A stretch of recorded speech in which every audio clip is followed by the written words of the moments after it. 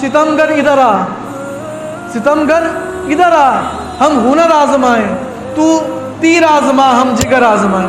تیرے کو جو مرضی ہوتا تو کر لا، تو جڑے تیر چلانے نے چلا لا، لیکن تو ساڈے کول ایمان دی محبت کدی بھی نہیں کھو سکتا، ایمان دی محبت کدی بھی نہیں کھو سکتا۔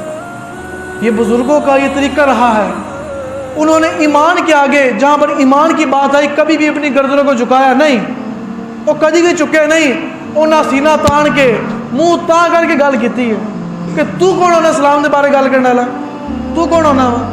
لیکن آج ہم نے اسلام کو فقط کھانا پینا بنا لیا ہے کہ روٹی کما لی، پیسے کما لے، کوٹھیاں بنا لیا، جائیداد بنا لی، یہ اسلام ہے۔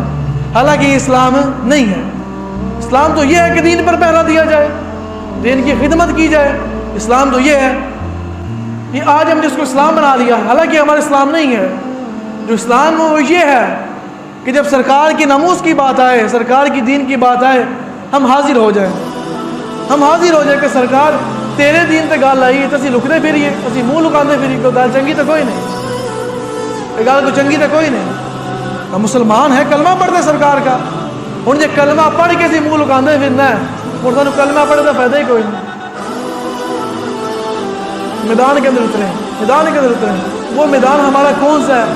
وہ میدان ہمارا سینہ ہے، وہ ہمارا جگر ہمارا میدان ہے، وہ ہمارا دل ہمارا میدان ہے۔